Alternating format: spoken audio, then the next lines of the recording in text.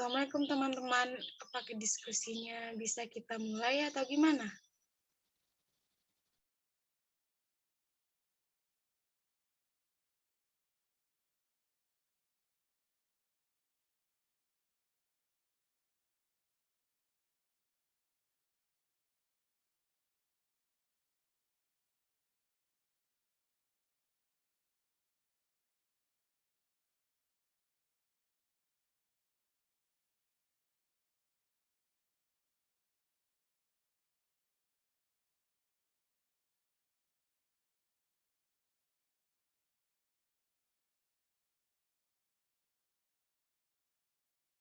Masih ada? Ada, Bu.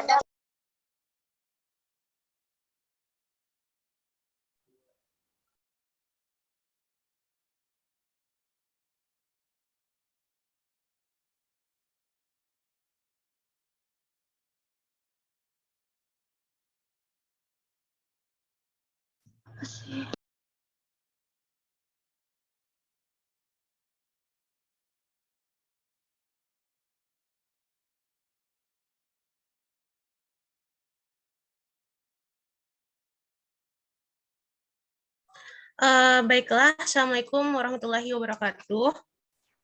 Waalaikumsalam warahmatullahi wabarakatuh. Baiklah teman-teman, berhubung kita bentar lagi juga selesai kelasnya, kita selesainya jam 10.30. Nah, kita mulai aja diskusinya lagi nih. Supaya kita juga ada ntar laporan diskusinya.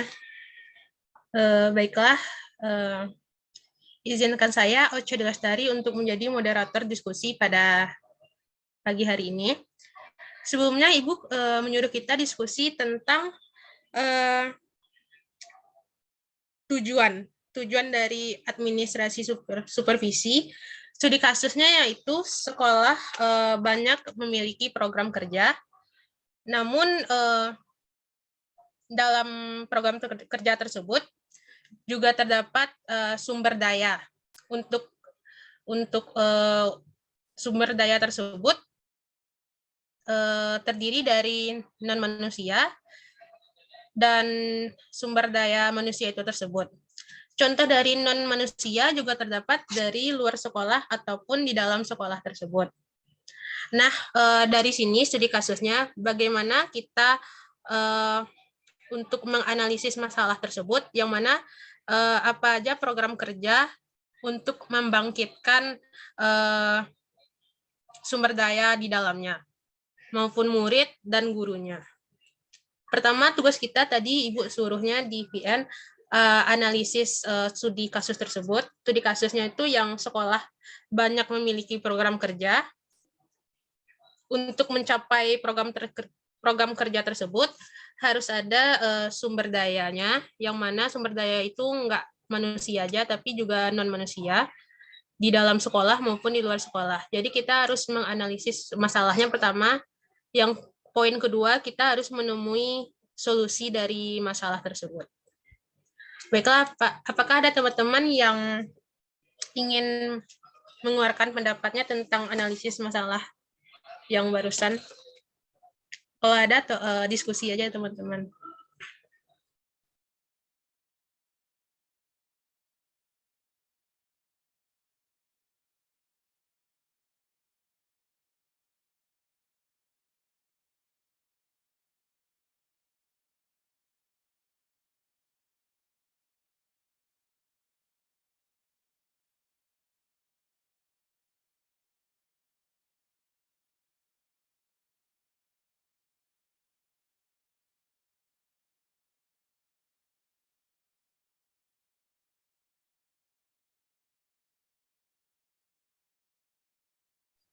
Baiklah, izin bicara moderator. Ya, diserahkan kepada Rona. Baik, terima kasih. Assalamualaikum warahmatullahi wabarakatuh. Waalaikumsalam warahmatullahi wabarakatuh. Sebelumnya perkenalkan, nama saya Rona Nabilah dengan NIM 21329142. Di sini saya akan mengungkapkan pendapat saya tentang analisis suatu kegiatan dalam sekolah. Adapun pendapat saya adalah di mana administrasi pendidikan merupakan sistem dan sistem pendidikan di sekolah, di mana kegiatan ini bertujuan untuk menunjang pencapaian pendidikan di sekolah baik secara efektif maupun efisien. Di mana komponen utamanya yaitu dalam sistem pendidikan ini, maka di dalam sekolah peran pentingnya untuk mencapai tujuan pendidikan itu dapat terlaksana dengan baik yaitu adalah seorang guru. Oleh karena itu, guru mempunyai peranan penting dalam administrasi pendidikan ini. Maka dengan demikian, dalam hal ini, seorang guru harus melakukan suatu tujuan pendidikan agar tujuan pendidikan tersebut dapat terlaksana dengan baik. Di mana tujuan yang pertama yaitu untuk menyediakan dasar konseptual dengan mendefinisikan administrasi dan dapat mengimplementasikannya dalam kegiatan pendidikan di sekolah. Ataupun untuk membentuk pemahaman yang memiliki keterampilan baik dalam bidang tertentu. Maka dengan demikian, keterampilan tersebut perlu dimiliki untuk menunjang keaktivitasan dan efisiensinya tugasnya atau pemimpinan sekolah. Kemudian,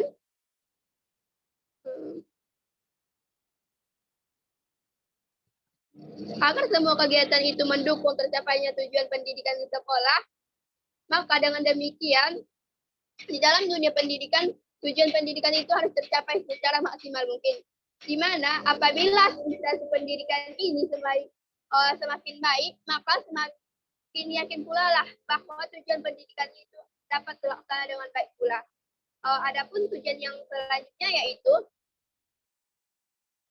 di dalam sekolah kita harus dapat menentukan keberhasilan suatu penyelenggaraan sekolah, di mana tujuan pendidikan itu adalah untuk meningkatkan efisiensi maupun keaktivitasan penyelenggaraan operasional pendidikan dalam mencapai suatu tujuan pendidikan, di mana secara khususnya administrasi pendidikan di sekolah adalah untuk mempersiapkan situasi dan sekolah agar pendidikan dan pengajaran di dalamnya berlangsung dengan baik.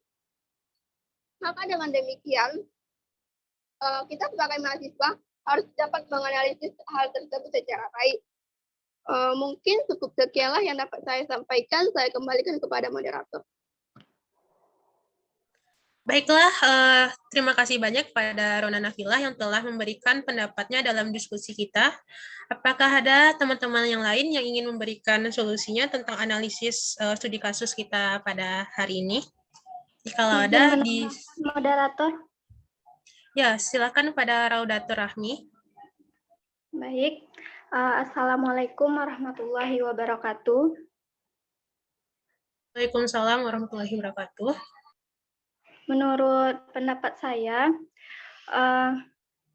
berdasarkan studi kasus yang telah dibacakan atau yang telah dijelaskan oleh dosen kita, yaitu Ibu Ermita, menurut pendapat saya, sekolah yang memiliki banyak program kerja atau kegiatan tersebut, namun belum bisa mencapai tujuannya dengan semaksimal mungkin, itu dikarenakan sekolah tersebut kurang memaksimalkan tugas-tugasnya dalam tugas-tugasnya yang sudah diberikan atau yang telah ditanggungjawabkan kepada mereka. Mereka di sini maksud saya adalah pihak sekolah itu sendiri. Baik itu kepala sekolah, guru, atau murid-murid, atau orang-orang yang ikut terlibat dalam program kerja atau kegiatan-kegiatan sekolah tersebut. Atau orang-orang yang ikut berkontribusi dalam program kerja atau kegiatan sekolah tersebut.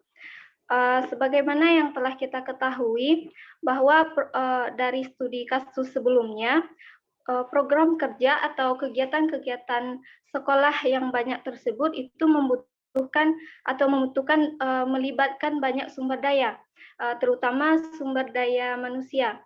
Artinya, manusia itu sangat berperan aktif dalam mencapai tujuan dari kegiatan program kerja sekolah tersebut.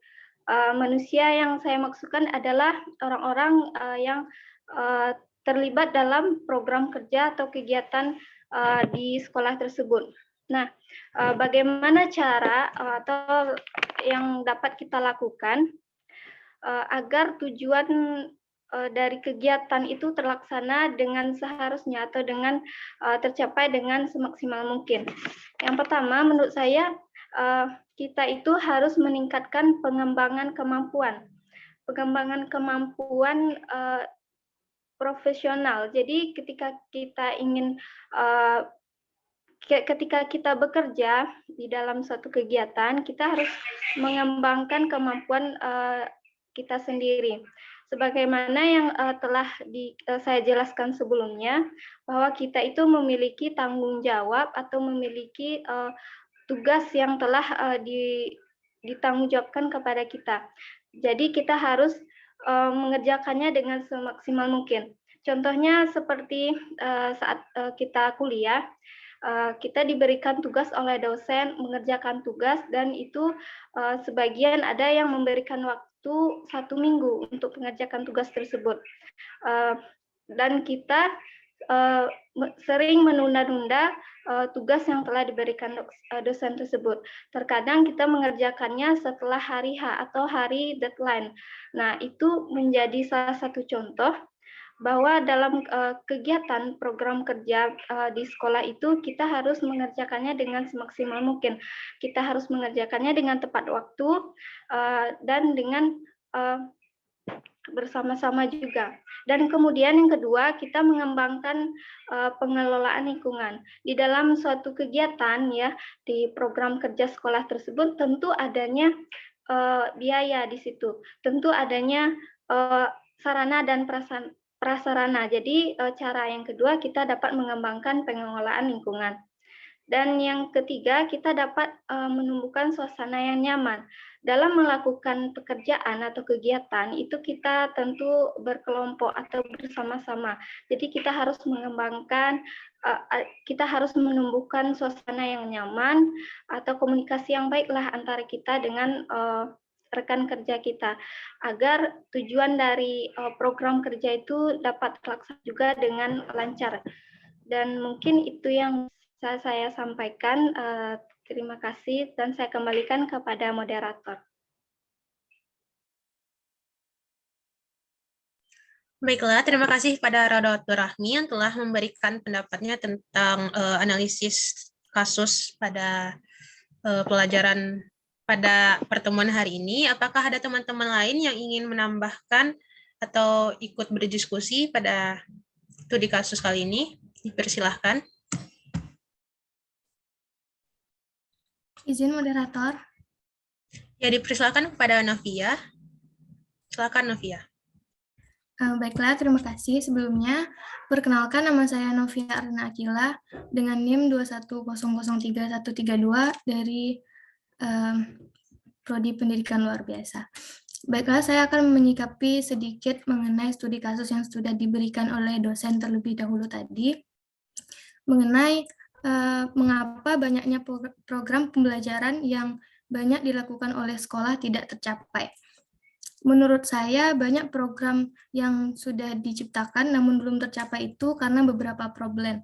Problem diantaranya seperti kualitas kompetensi guru yang belum tercukupi, baik itu dari kepala sekolah, guru, maupun masyarakat di lingkungan sekolah. Kemudian problem pembelajaran yang dilaksanakan, serta problematika pemanfaatan penerapan media pembelajaran. Selain itu, setelah dilaksanakan program tersebut, banyak sekolah yang mungkin tidak melakukan evaluasi terhadap program yang sudah dilakukannya tersebut. Kemudian mengenai bagaimana cara agar bisa terlaksananya dengan baik, menurut saya ada beberapa cara yang dapat dilakukan, seperti yang pertama, dengan memberikan pelatihan-pelatihan atau pengembangan inovasi kreativitas kepada guru. Salah satunya seperti guru harus dapat menciptakan pembelajaran yang berpihak pada kreativitas murid. Jadi, guru sendiri harus memberikan terlebih dahulu memfasilitasi sesi coaching kepada anak untuk mengetahui apakah anak tersebut lebih cenderung ke dalam gaya atau tipe belajar yang mana. Selain itu, guru sebagai fasilitator harus juga mendapatkan pelatihan-pelatihan inovasi baru yang lebih unggul dan kompetitif. Ketika guru sudah mendapatkan pelatihan, maka guru dapat memberikan atau menerapkannya kepada siswa agar siswa dapat melakukan hal yang lebih inovatif. Selain itu, dengan memanfaatkan sumber daya manusia, ada juga dengan sumber daya non-manusia, seperti salah satunya adalah memanfaatkan perkembangan teknologi seperti media sosial. Setelah siswa melakukan hal-hal atau program kreatif yang sudah diberikan guru tadi, maka dapat memberdayakan media sosial sekolah sebagai sarana pengembangan kreativitas murid tersebut. Selain itu, ada juga dengan melakukan adanya pojok baca yang dapat dilakukan sebagai literasi murid sebelum masuknya pembelajaran 15 menit sebelum memulai. Selain itu, tidak hanya di dalam kelas, murid-murid juga dapat belajar seperti di tempat-tempat yang mungkin menentukan titik fokus anak, seperti contohnya di taman lingkungan belajar ataupun di tempat-tempat yang menyenangkan. Selain dari peran kreativitas guru dan anak tersebut, masyarakat juga berperan penting seperti orang tua, di mana di rumah sendiri itu menjadi pendidikan dasar bagi anak untuk dapat lebih berkembang. Baiklah, mungkin sekian yang dapat saya berikan. Mohon maaf apabila ada kesalahan, saya kembali ke moderator. Baiklah, terima kasih kepada Navia. Apakah ada dari teman-teman yang lain yang ingin menambahkan tentang pendapatnya? Dipersilahkan.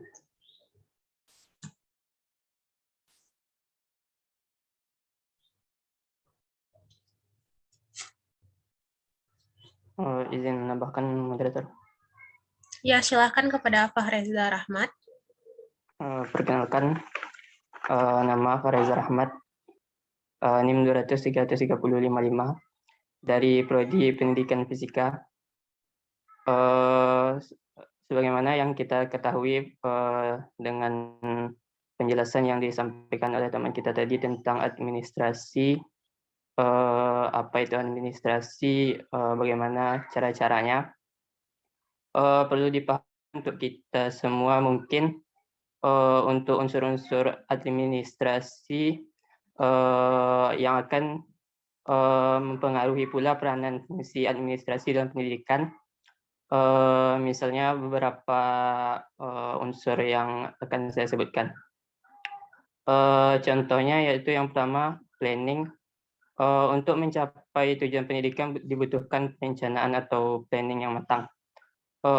Tentu saja untuk perencanaan tersebut dibuat sebaik mungkin agar hasil dicapai berjalan maksimal dan tidak berserakan atau dibuat semena-mena dan harus kesepakatan bersama. Kemudian yang kedua yaitu pengorganisasian atau organisasi juga sangat dibutuhkan, terutama untuk membangun interaksi baik antara staf, antar pendidik dan peserta didik. Contohnya gini, jika ada subjek, ada objek, dan ada kegiatannya, tentu ada tujuan.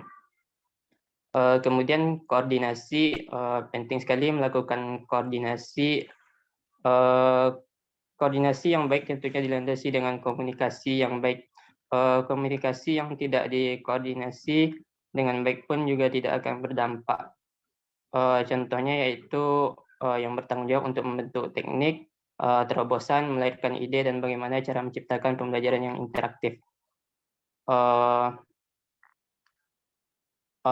Ketika pendidikan itu tersendat atau berhenti sementara atau tidak efektif, sudah dapat dipastikan secara manajemen lembaga pendidikan tersebut juga akan tumbang. Hasil dari peserta didik pun juga berantakan karena kurangnya maksimalnya ilmu yang telah diberikan.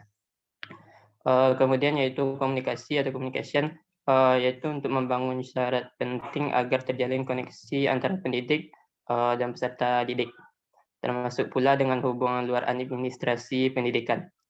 Komunikasi ini pula yang dijadikan sebagai sarana transformasi ilmu pengetahuan antara guru atau pendidik ke peserta didik atau objeknya. Kemudian yaitu fungsi pengawasan. Tidak mungkin selama menjalankan atau mencapai tujuan perlu yang adanya pengawasan, karena tanpa pengawasan apabila terjadi penyelewengan atau tindakan semena-mena langsung bisa ditegur.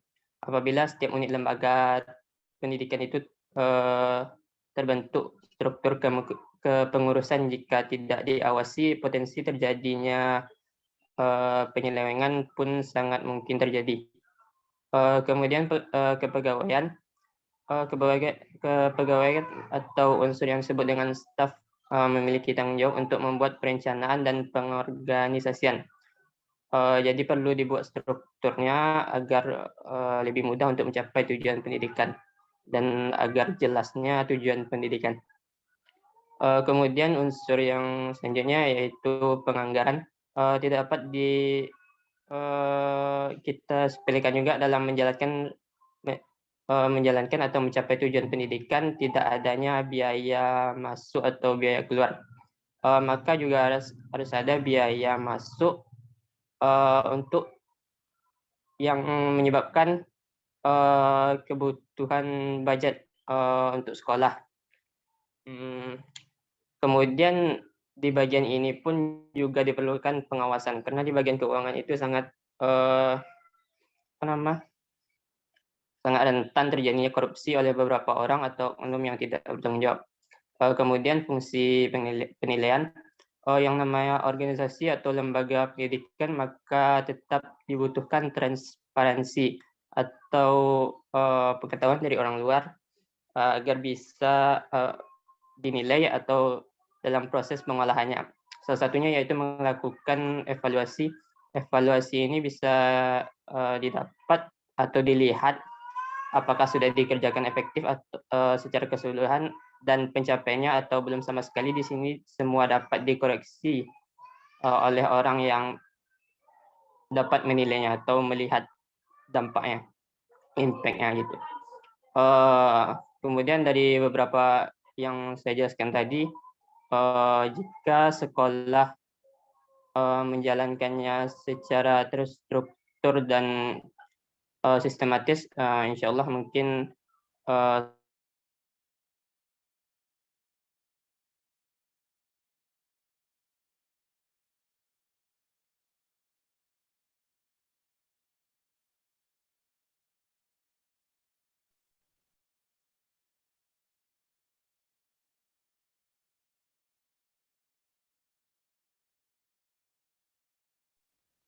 sekian saya cukupkan. Assalamualaikum warahmatullahi wabarakatuh. Baiklah, terima kasih kepada Fahreza yang telah mengemukakan pendapatnya tentang studi kasus hari ini. Apakah ada teman-teman lain yang ingin memberikan pendapatnya? Karena berhubung waktu kita tinggal 6 menit lagi, seandainya nanti Zoom-nya sudah selesai, kita gabung lagi ya teman-teman, soalnya belum ada dokumentasi untuk fotonya, dan kesimpulan di akhir juga nanti kita akan sampaikan. Baiklah, apakah ada teman-teman lagi yang ingin menambahkan pendapatnya? Izin moderator. Ya, silahkan Melani. Kita keluar aja dulu, soalnya nanti kalau tiba-tiba lagi ngomong mati kan nggak enak.